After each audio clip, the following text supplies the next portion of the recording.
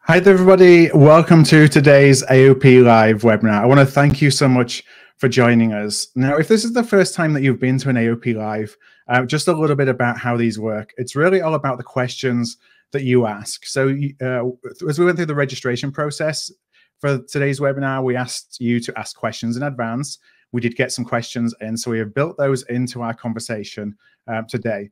But also we invite you to ask questions as we're going through the conversation. You'll see a little box underneath the video where you can just pop your questions straight in there. And my colleague, Kelly Barner, who is actually off video today, is actually going to be watching for any questions as they come in. And then we'll come into some of those as we get through the conversation where it really makes sense to pose some of the questions that you're asking to our panelists. So just as a reminder is to submit a question, just use that question box below. Now, today's topic, the title of today's conversation is a critical role for procurement in mergers, acquisitions, and divestments. You know, procurement is often overlooked in mergers, acquisitions, and divestments, which really is a critical missed opportunity, or we brought along a little bit too late to really make a difference. So we're going to be talking about, you know, what role can procurement play? How can procurement get more involved in mergers, acquisitions, and divestments? And really the impact that we can have then as we do come through a deal process. My guests today, I'm going to bring them on stage in just a moment. Chris McCarney, who's a partner of consulting at KPMG, and Marcos Cortes, who's a managing director of HCLS strategy also at KPMG. So with that said, let's go into today's conversation.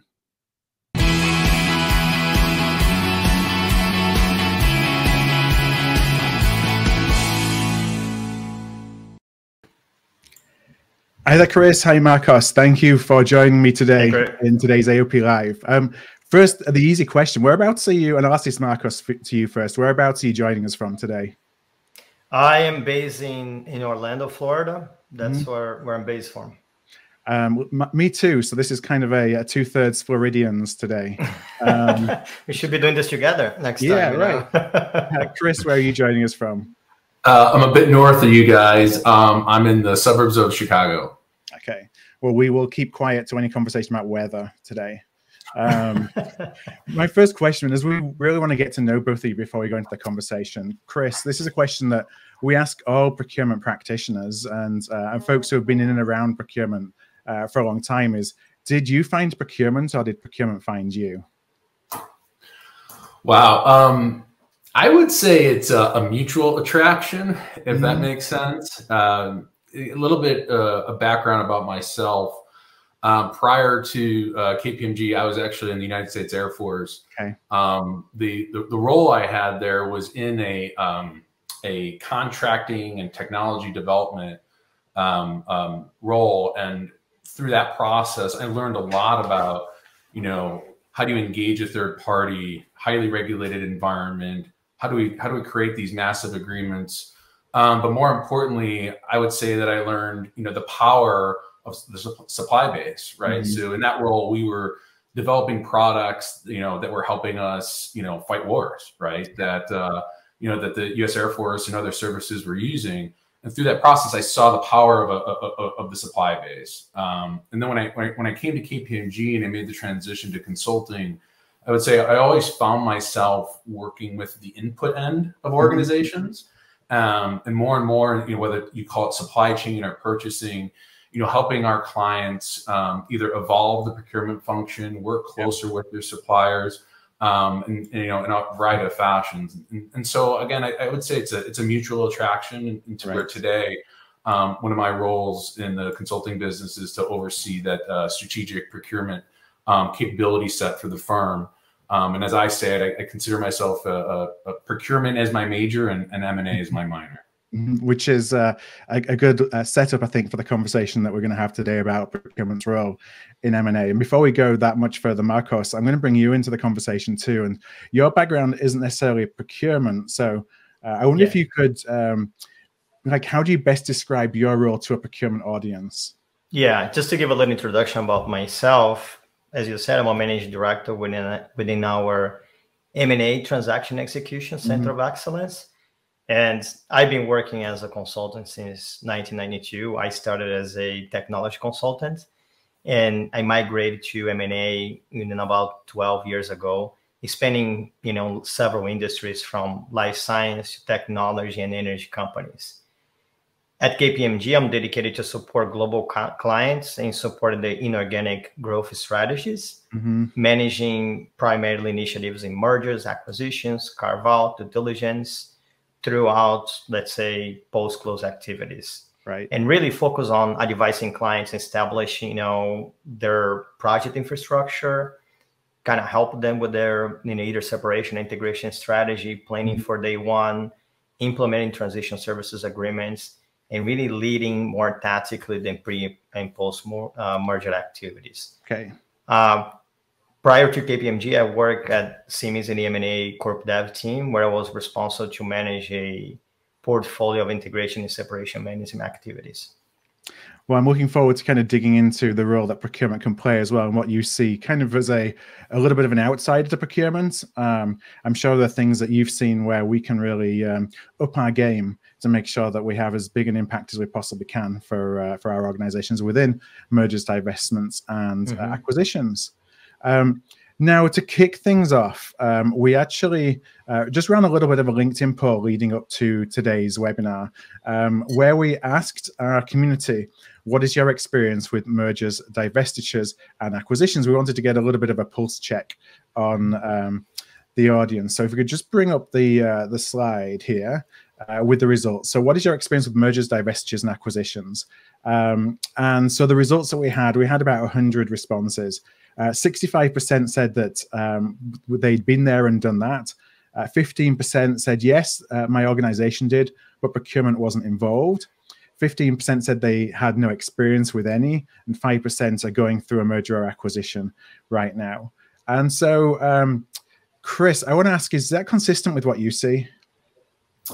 It is. I think when I worked on my first separation, the client I was working with at the time, it was a very foreign concept. This hey, what am I doing inside of a deal? And this one again happened to be a separation when the client was selling two major assets, two major pieces of their business, and it was a very foreign concept to the procurement and supply chain organization. I think today, we see a lot more experience in this space.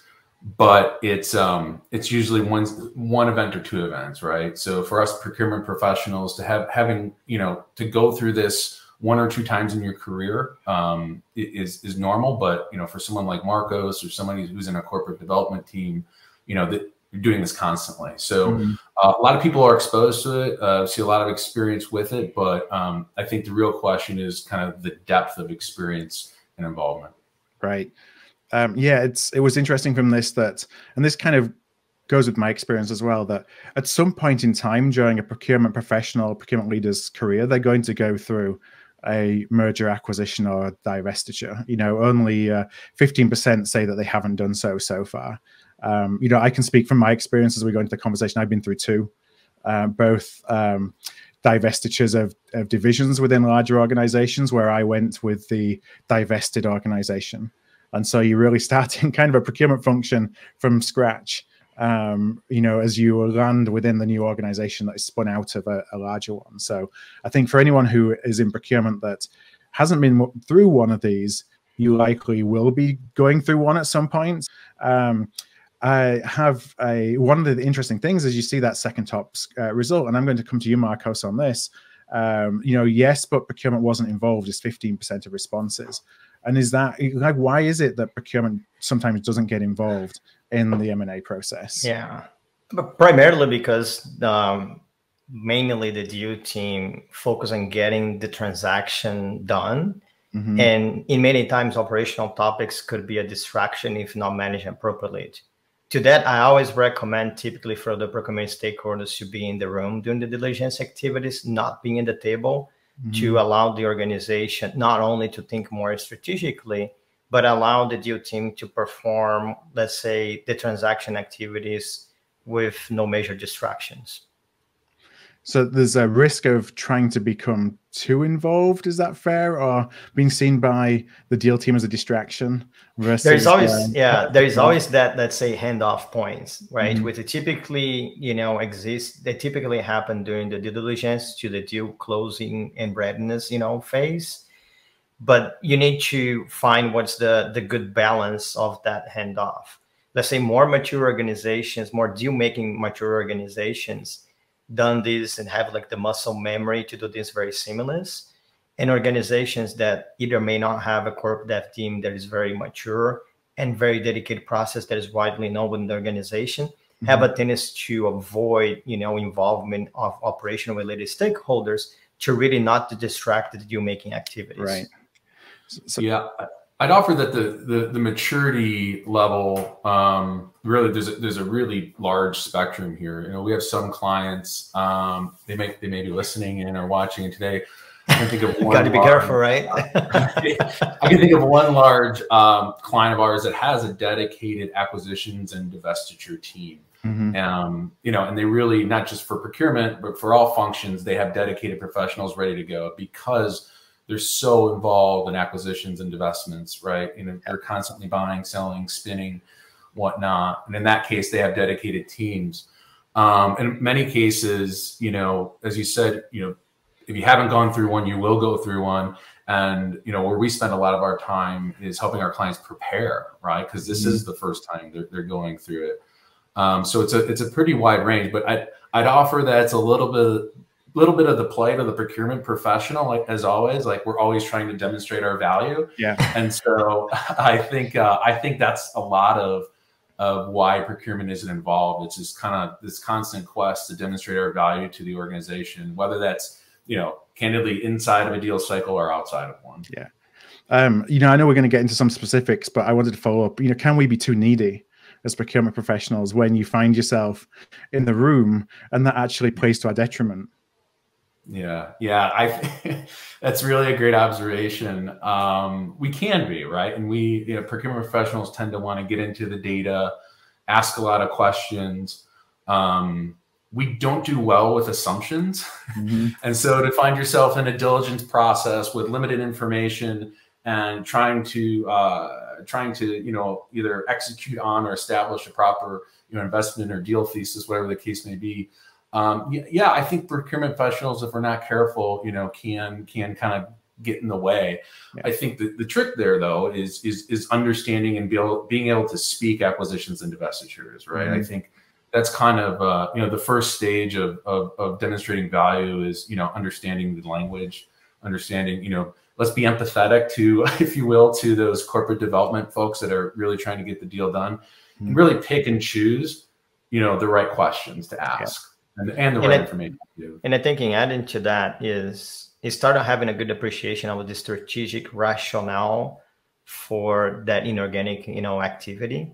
It's key to really find that proper balance, because the procurement related activities could be high on the top of, let's say, the synergy list, or it could be something that needs to happen to ensure that you have certainty in terms of value preservation. And kind of have a good appreciation about the strategic components, the strategic rationale of that initiative is super important to allow the procurement stakeholders to say, okay, should I ask this question now? Or is this something that I'll park mainly for the integration planning phase or integration execution phase?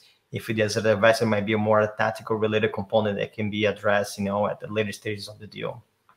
And I imagine that a lot of information at that, certainly in early stages of a deal cycle, is on a need to know basis. So, it might not be, the organization may not be wanting to divulge broadly when there are some sensitive plans. And so those that, are involved in those conversations, perhaps, there's a confidentiality requirement. Yeah.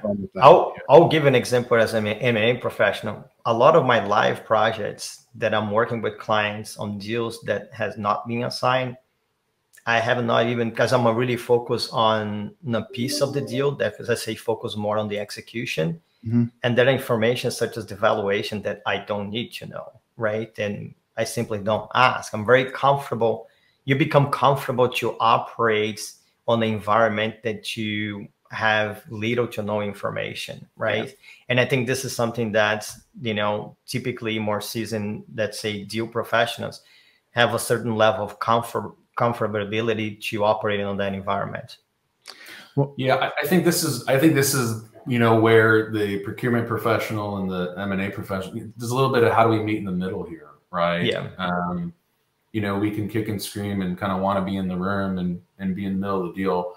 Probably won't get that far upstream in the deal cycle. Obviously, the earlier the better, but at the same time, through education, I think we want procurement to kind of, be maybe not top of mind, but be consideration, right? And I think the ability, again, to meet in the middle will really extract a lot of value in the deal cycle. I mean, I can't tell you how many times, we've been part of this where, especially in acquisition environment, diligence is done, right, by a consulting team somewhere.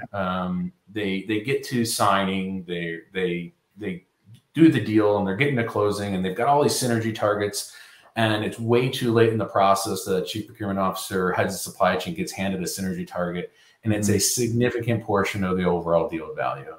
Again, maybe it's the plight of procurement again, and we're always kind of the last ones to be considered, but yeah, I think it's earlier recognition of, procurement's role, whether it's synergies, dyssynergies. But to Marcos's point, I think sometimes there are real items in a purchase sale agreement that tie to procurement activities in order to close the deal that we find out too late about. But, the earlier we can get that information, I think the better prepared we're going to be, for day one and beyond.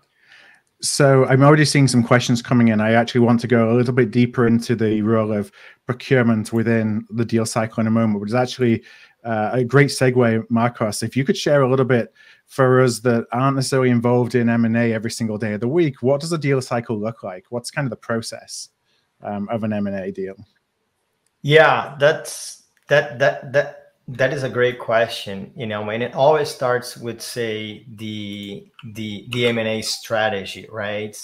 Which is basically, it's part of the phase where, the deal team is really looking for assets. It's kind of M&A strategy and target screening, which is basically they're looking for assets, and they're basically, the focus is really to identify assets that will, basically fulfill the strategic rationale of the growth strategy of that organization. Really, the second step is the due diligence, in which on an acquisition, if we focus on an acquisition, the main aspect is to validate the historical financial performance and confirm the strategic rationale. Essentially, this is the step that validates the target attractiveness for, let's say, in this case, the acquisition in question. Kind of the third step, that's really we get closer to the handoff point, is the deal readiness and close. And now kind of between the second step that I just mentioned, the due diligence, and this one is where the handoff occurs. And it's where the deal team is kind of turning the operational components of the execution to the business. And there are three main points that typically we see that risk areas of concerns. Number one, resources fail to recognize and understand the key value of the opportunities, let's say in form of synergies. Two, integration resources are not involved early enough, which makes it challenging for the procurement teams to prepare, let's say, the execution piece, or prepare a strategy for execution. And three is an effectiveness on knowledge transfer, because in many times the deal team already, get that deal done. They're really focused on the next one, and they just want to pass the baton as quickly as possible. And they have a tendency to rush and pass the information and kind of turn over this to the business-oriented stakeholders. So as we look about that deal cycle, and Chris, maybe I'll pose this follow-up to you. What should we as procurement professionals aspire? Like, where should we aspire to be involved? Should we be, because when Marcos goes through that, I'm thinking, you know what?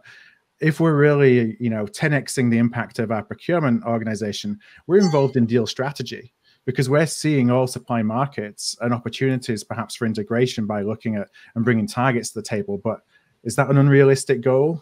Should we kind of lower our sights for how and when is the right time for procurement to get involved? No, don't lower your side. I think we've got to push as hard as we can, as we draw this, as we lay the deal cycle out on the page, right? I always say we got to get to the left-hand side of that page, right? We're always on the right-hand side, it seems like. And I think our ability to swim upstream in that deal cycle, and I wouldn't say influence it, but be a consideration starting at that kind of strategy level and into diligence. The more we can be considered, the more procurement can be thought about. I truly believe, there's greater value in that deal, right? Ability to execute. It only takes a few kind of questions to ask in diligence to ultimately have downstream impacts. And if I may add to that is, when I mean, like, say, the procurement team needs to be in the room, I mean, I'm going to throw something out there. It's like, it's not necessarily physically in the room, and also not using like some form of, I was thinking even about the metaverse, anything like that. I think it's all about data and technology, because I think we need to find a better balance for procurement organizations to mature the contract lifecycle management activities to allow better access to contract data, spend data, and have that information readily available even before the deals comes to the table. Because I think, to me, more mature organizations from the contract lifecycle management perspective have the ability to have that information readily available for deal teams to really do a proper diligence. And to me, if you want to really to be on that further, left of the page, as Chris alluded to, which I love it, is not necessarily has to be physically, but the procurement needs to be represented. And I think the best way of doing this is with data and technology. Yeah, I think that's spot on, Marcos. I mean, our clients that even without a deal are, digitally enabled across their procurement function are so much more effective in acquisitions and divestitures. I do think that for organizations that are considering some sort of digital transformation of their procurement function, and they're acquisitive or they're active in M&A, assets spinning off, being acquired. I just think that is such an important part of any business cases. If you're considering doing a deal, there's a ton of value in digitally enabling and digitally transforming your procurement function. Yeah. Because we've seen that, let's say, M&A professionals have a tendency to be, they know how to understand data. And the main thing, if you, let's pick an example, let's say the synergy aspect. And cost synergy is always an important component in any transaction. Buy side and sell side, there's always a thing, behind on costs. On the sell side, you more focus on preserving value. And on the buy side, it's really, capture and improving value.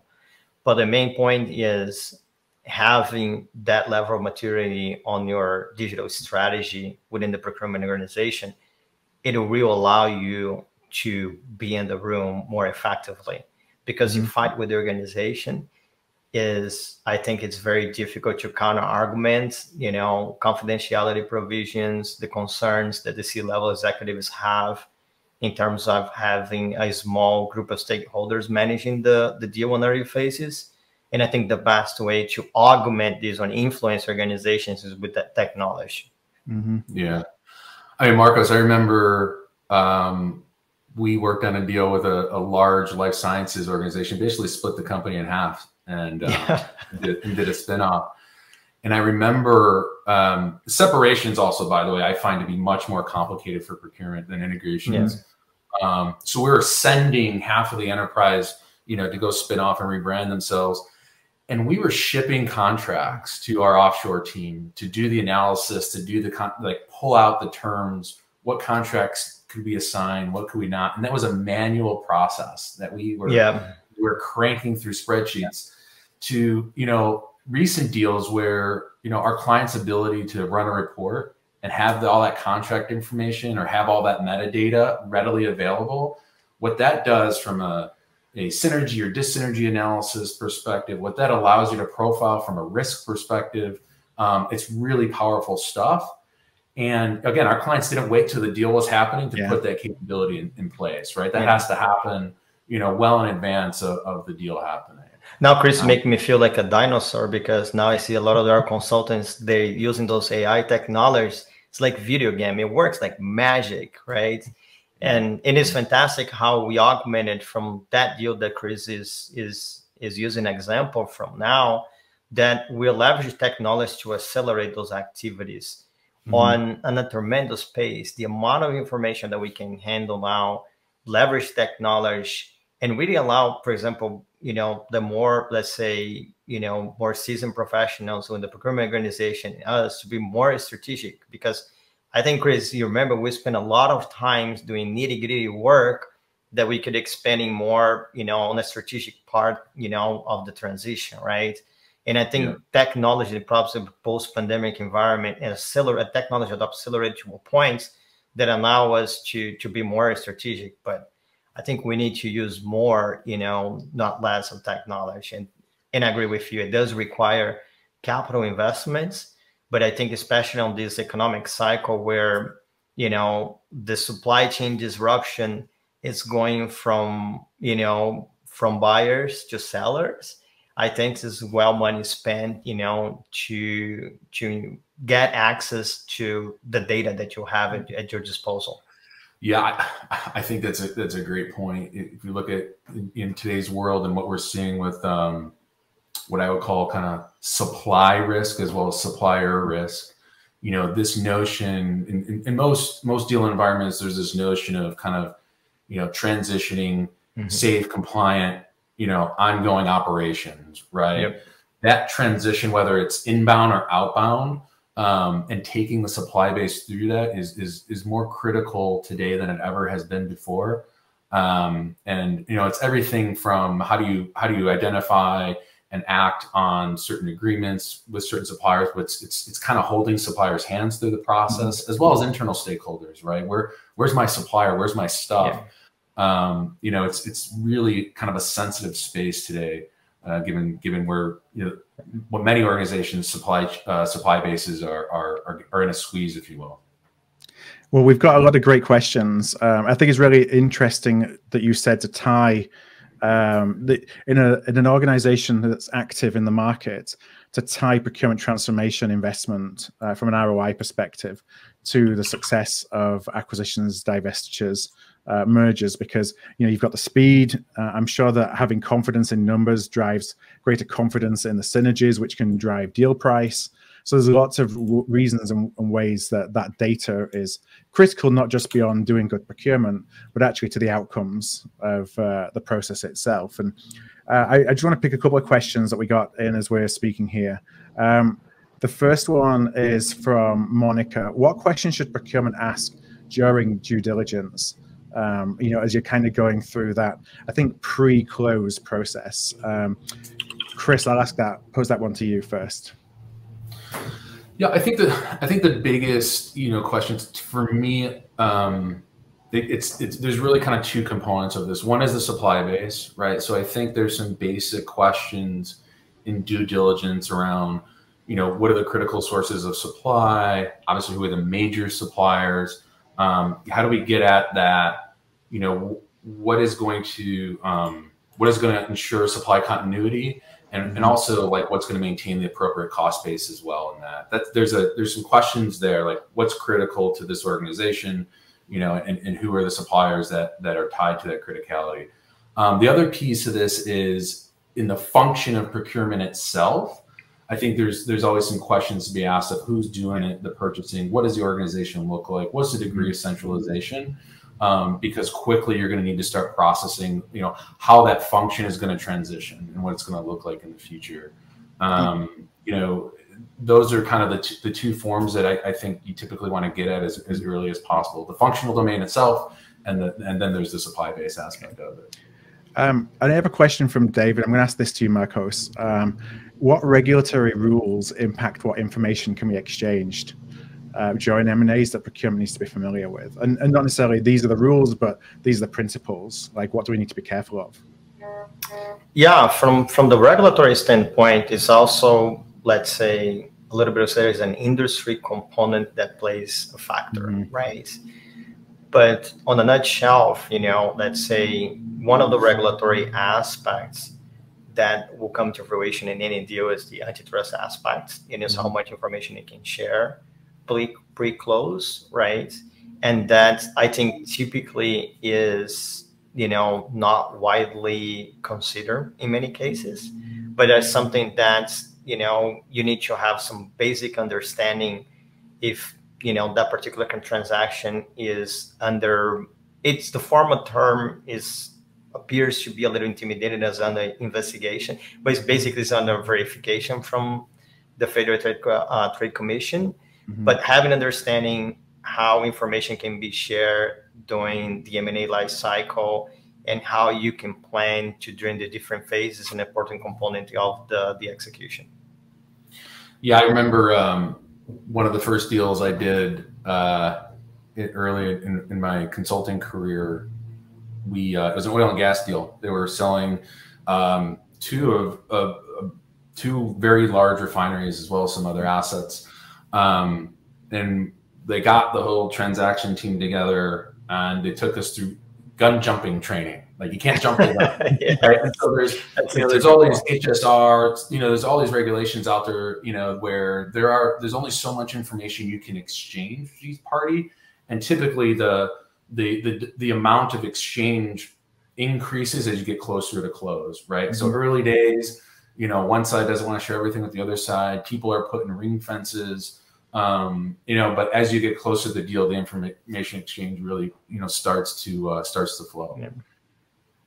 You may use, let's say, a clean team to evaluate, let's say, certain information to allow you to have access to strategic information to finalize the M&A, you know, the strategic planning.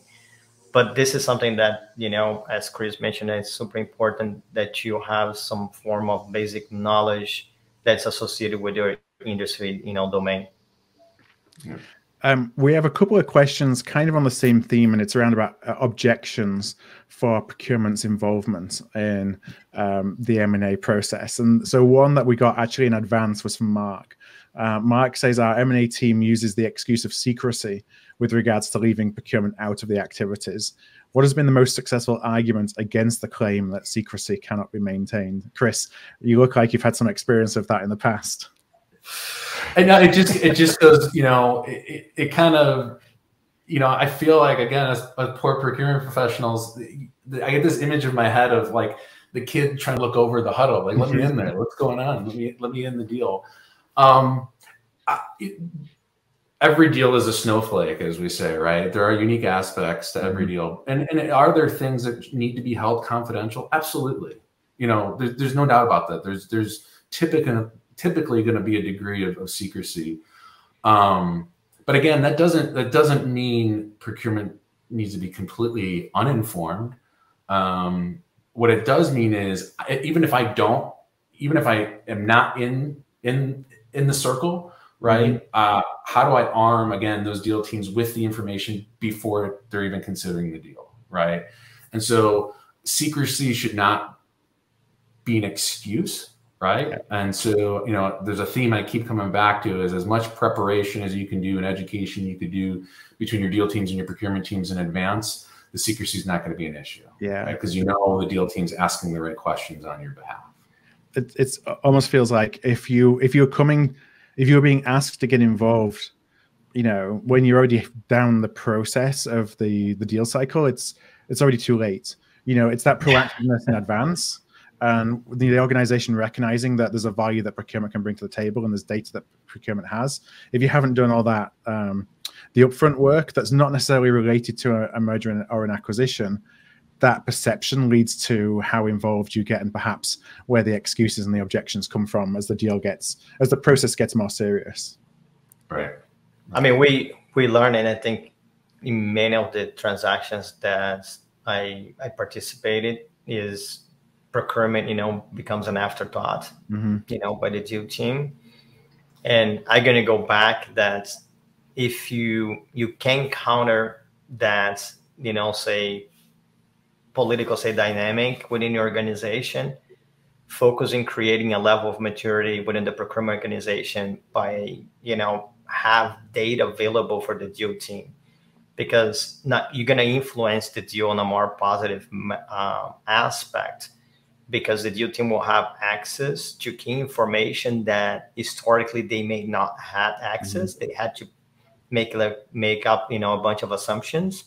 And if they have access to that information, necessarily they're going to have questions, and then you're going to invite procurement stakeholders to be in the room. Yeah. That means really you have to influence and be comfortable in have a level of maturity that your organization is present, but perhaps not physically initially, but you have a good representation, because I'm going to continue to use the example of contract lifecycle management, activities is well established, operating on top quartile, that, the DTM has pure access to contract level data, spend level data, that they can properly forecast, for example, synergies.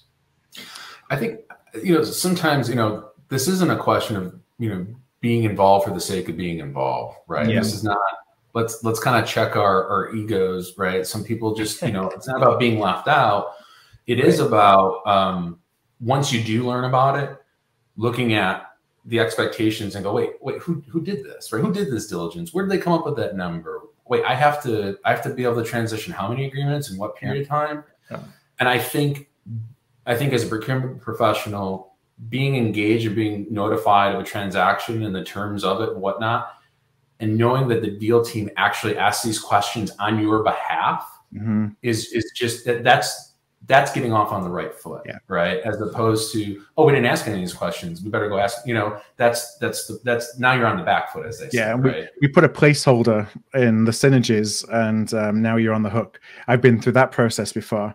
A number is then given to the street for you to deliver on, and that number may not lay much bearing on reality, but because you weren't involved in that process, it sticks, and then that's for procurement then to deliver on.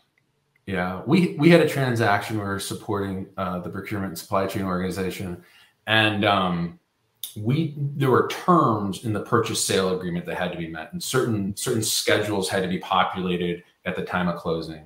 So they came to us extremely late in the process. We didn't have knowledge of this requirement, but we had to report all the open purchase orders over a certain materiality. And so we're scrambling with, weeks to go before close. How are we going to populate this schedule? And this is actually a combination of technology issues, knowledge issues that we talked about already, but the ability to simply run an open PO report and have it ready to go on the day of close. And we wound up kind of doing that exercise, that dress rehearsal for weeks in order to make sure we had that process done right. If we had known about that requirement, when we first started the process, it would have been much easier. Instead, you find yourself scrambling, working through disparate systems, trying to understand the requirement in detail, right? And that's at the final hour. Not to say you're always scrambling at the final hour on these things, but the earlier the better. And I just have a question that came in from Grant. Grant said, "This is a great conversation. Will it be rebroadcast so we can watch and listen again?" I just want to let you know, Grant, that this will be available to watch on demand afterwards if you'd like to share with any colleagues to get more folks to watch it. So yes, Grant is the answer to that question. Now there's a bunch of questions still on objections, and I know that I don't want to spend the entire webinar on objections as much as I could, and the answers would be really interesting. But I want to pivot a little bit towards procurement itself, the integration of procurement. I've seen these deals that happen, and one of two things typically happen, or at least in the experience that I've had, one of two things has happened. One is that there either has not been, there's a divestiture that's left a procurement organization to be built from the ground up, or it's a merger and there's two competing procurement organizations, and it's like going through the pre-merger stage. You have two competing to show I can bring more value to the combined organization than somebody else. One of the questions that we had was from Craig, and so I'll ask this to you, Chris. What are your views on the downstream integration processes with existing process and tech infrastructure? So once you're looking at a deal closed, how do you start bringing everything together? Yeah, so Bill, you mentioned the scenario where you have to go build a net new procurement function. That's fun. Right. That's fun, right? There are boundaries. It's not a blank check, but that's fun. You have to go and beg all your suppliers to give you the same deal that you gave them. That they gave you when you have a big. In a different scenario nowadays, right? The integration process, though, to answer Craig's question, the integration process, like every corporate function, like every what I would call back office function, it can be a challenge, right? And this is where you see kind of the classic culture clash. The question over, are there synergies in people, right? That these are headcount synergies are real synergies that get looked after in these environments. You got competing systems, you got highly centralized versus decentralized, and so we are at the same time you can't, again, you don't have a blank checkbook. So the question becomes very often is, if there's not a dominant buyer, if there's not a dominant kind of player that says, hey, we're gonna integrate you, you're coming our way. Yeah. You do find yourself oftentimes from a process and technology and infrastructure perspective, picking off what you want to keep and what you want to go. That's hard, right? There's kind of no easy way around it. But what I'd offer is that whether it's the enterprise at large or procurement in itself, it's a massive opportunity to upgrade capability. That's where, again, it's not easy, but to take a deal environment and say, hey, I can take the best of what I'm getting. I can shed poor process. I can refresh my tech stack, right? I think that's critical. That's a huge opportunity for the function, because I think most of us procurement professionals on the line know you don't get an opportunity very often to invest in your capabilities, to refresh your tech stack, to redo process. But what also is very difficult, and that's in these deals, is the knowledge transfer. Category teams, spend careers dialing in a category strategy, working with their supply base. And so in a lot of these integrations or separations for that matter, that knowledge transfer is a really critical component to making integration successful. Yeah, and adding to that, it's always gets back to the point to say how early procurement teams are involved in the deal. If you're not involved early enough, then you can influence the investment on those initiatives. It becomes very difficult because we see many deals that there was no thought process to kind of integrate processes in the technology infrastructure.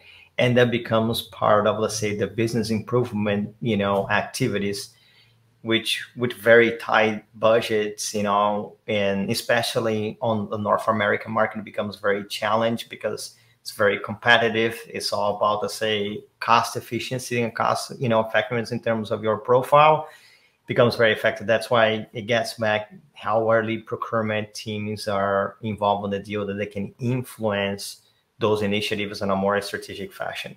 So you're, as a procurement leader in this situation, you're needing to also make the case for the investment as part of the integration budget.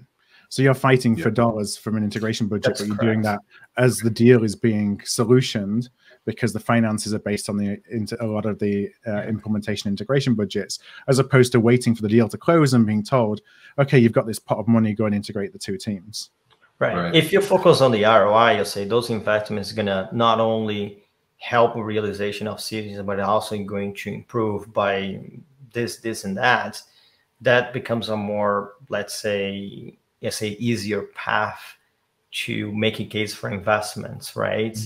But it comes down to, like, say, the early phases of the diligence, being able to really identify those gaps and ensure that they're properly not only forecasted, but accounted, to ensure that you have the financial resources and the human capital also to execute. And I think that's, like the morning exercise, I think there's a lot of capital available, but we are fighting for resources. Technology is being very difficult to get integrated nowadays.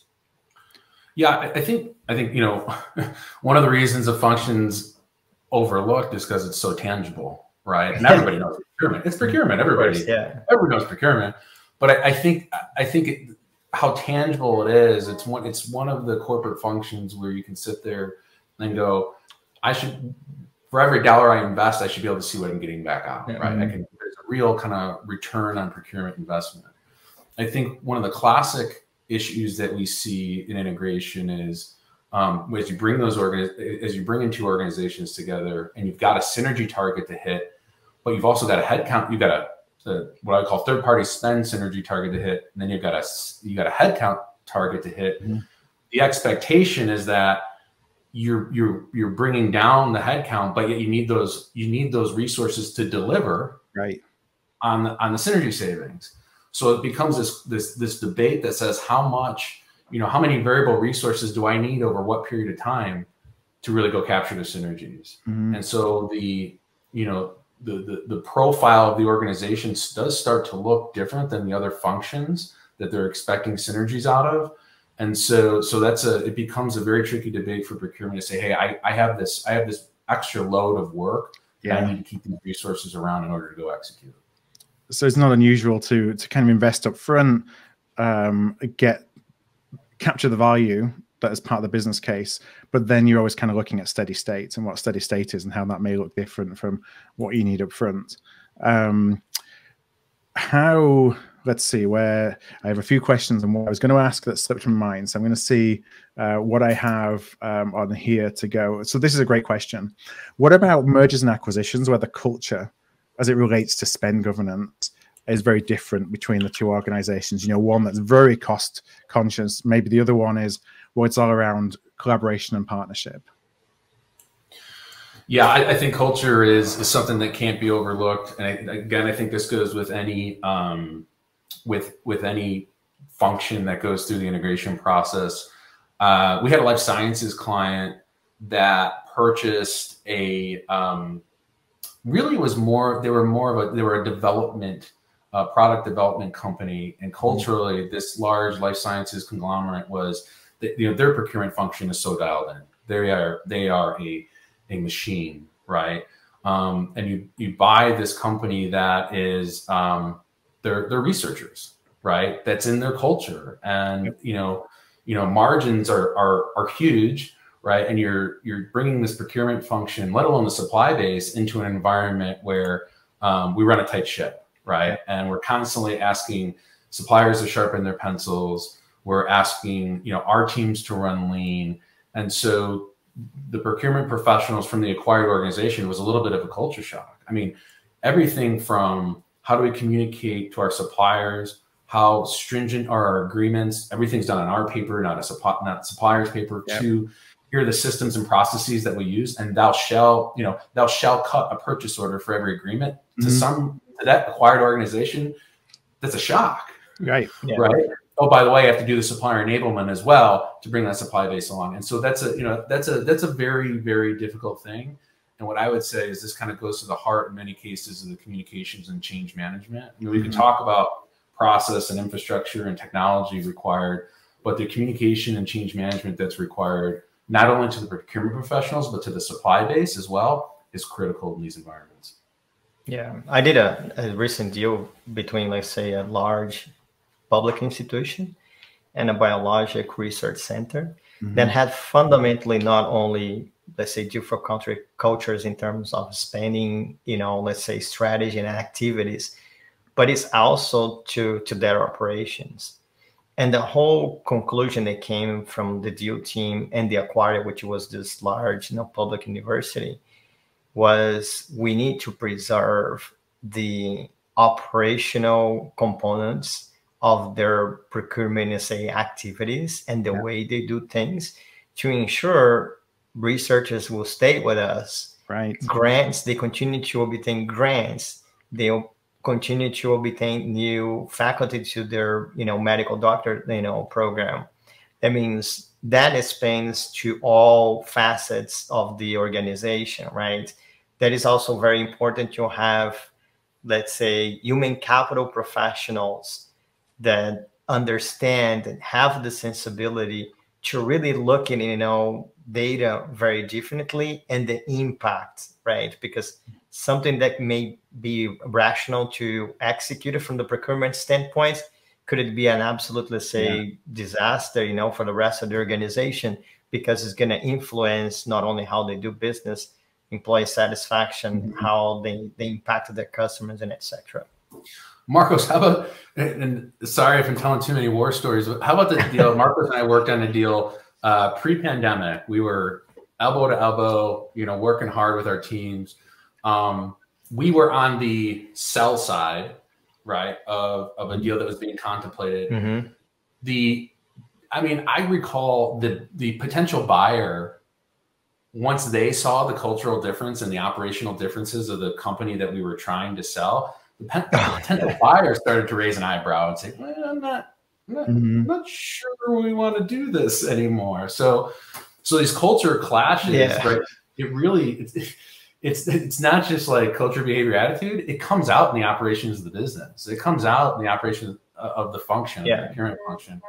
So Marcos and I working with a client trying to help them sell business. And the buyer's going, wait a second, I don't think I want to do this deal now that I'm seeing what I'm seeing. And this was an example based. Sorry, Marcos. Yeah, this was an example that our client, the seller, had a, let's say, an approach to certain facets of the procurement organization that was more relationship based oriented, you know, how to manage, like say, their supplier bases. And the buyer was mainly more transaction oriented. And they couldn't understand, like say, why do I need a relationship manager for those key third-party accounts to manage this relationship? They couldn't understand the value, right? But it's kind of fascinating how culture can influence, you know, the performance of the organization from the procurement standpoint. We had a great question from Dave that came in advance. What mistakes, if any, have you seen procurement teams make during this process, and how can we avoid them? And I'm sure that that could probably be the subject of another whole webinar. And I know we've touched on a couple of them throughout the conversation, but Chris, anything that kind of immediately comes to mind as things that you see and you just think, you know, let's take a step back a minute. I think the big one is, don't assume your suppliers are just going to get in line. I think you see that obviously. It's more evident now, you know. Don't assume when you say jump, they're going to say how high. I think that's a pretty poor assumption. And I think the other thing is, sometimes procurement organizations think they're operating better than they are. Oh, we've got our contracts in order. Oh, we've got the data at our fingertips. And so I think those are some of the mistakes. It's really more assuming, you know, over assuming you can get things done in a period of time. You have access to information. And again, I come back to like the suppliers are just going to do thy bidding. I think that's a pretty big mistake. Marcos, what do you see as an outsider? Yeah, I think just adding what Chris just mentioned, I think and act strategic, because historically, obviously, the many procurement organizations, especially in the deal space, have a tendency to focus primarily, say, contract transitions, open POs transition, and not thinking strategic enough to capture and improve value of the deal, right? And you can get very easily really tied up with those activities and kind of thinking of the big picture. Yeah, all about the outcomes. We talked so much on Art of Procurement about driving business outcomes. It's not about our procurement goals necessarily. It's about how do we connect with what the business needs. And it sounds like it's no different from an M&A perspective. Now, we've got a couple of minutes left. If anybody does have any last questions, please send them over. We may get a chance to ask one more. But I have a very tactical question for you, Chris. And it kind of ties on what we just talked about before, but I also you know, referenced it in my experience before of suppliers. I'm working with suppliers. You go through the transaction, and then suppliers are coming back to the table and saying, well, now you're a different business. You know, there's change of command language in my contract. I want to put everything on the table again and renegotiate this. Any advice on how to respond if you start to get a flurry of those once the deal is closed? Yeah, I don't know if we have enough time to really get. So there are a variety of kind of tactics and techniques. What we do find is suppliers. I always say suppliers do want to continue to supply. Yeah. Right. If a supplier is approaching this environment going, hey, it's time to renegotiate, it's probably because the deal wasn't balanced the right way in the first place, right? It's probably not. They're just, you know, they're coming to squeeze you because they have an opportunity to. I've seen that. Like, hey, somebody put this is a raw deal. This is a bad deal, you know. Yeah. And that's typically what's happening. Now, there are some things like when we see technology agreements that, you know, suppliers want to, you know, establish themselves with the new organization. One of the tips that I would give, especially when there's any sort of separation, it's really an opportunity for a supplier to do business, to establish a new account, to do new business and grow with a new organization. And that's typically where we advise clients. Try not to give away too many of the tricks, but you know, that's a big one. I mean, suppliers want to supply. It's typically an opportunity for them to grow their business. And what's really important, and this is a very tactical thing, suppliers want to know how they're getting paid on day one. Yeah. So your ability to kind of communicate like P2P and where do you send your invoice and cash flow continuity is going to help that supplier kind of come through the transition a lot easier. Marcos, do you see in a deal, will there be a contingency typically made for risk associated with suppliers coming back and asking for increased pricing, for example, because you're dealing with now, for example, if it's a divested organization, a smaller business? Yeah, you typically have, let's say, have, let's say, critical suppliers, you know, being early on being identified, because you know, so relationships that have to be communicated in advance to ensure they have the time to probably negotiate contracts, or contracts that we typically say there's require a white glove treatment. But the answer to your question is yes. Well, in essence, we typically identify critical suppliers to ensure that we take a very strategic, you know, approach to communicate about the deal and also facilitate the negotiation. And it really depends if you're doing an integration or separations. Basically, like say, the dynamics are very different, right? We spend a lot of time, Phil, on it's actually very similar to the way we do supplier enablement for technology deployments. We spend a lot of time tiering the suppliers. So if you think about kind of critical, strategic, and other, that critical tier is going to get some white glove treatment. There's no way around it. And then how you treat those suppliers in the lower tiers will vary and will change. But you know, also don't make the mistake that, you know, the most amount of spend makes them the most important supplier. I always say, you know, if you forget to bring that inspection or certification supplier through the process and you forget about them, you can be in a world. In pharma, it's typically the lab services. You know, they're looking to spend might be like 10,000-15,000, but if you miss, you know, like an inspection, you know, you might get dinged by the FDA. Yeah, or you mess with somebody's lab supplies and all of a sudden you've got mutiny from all your scientists.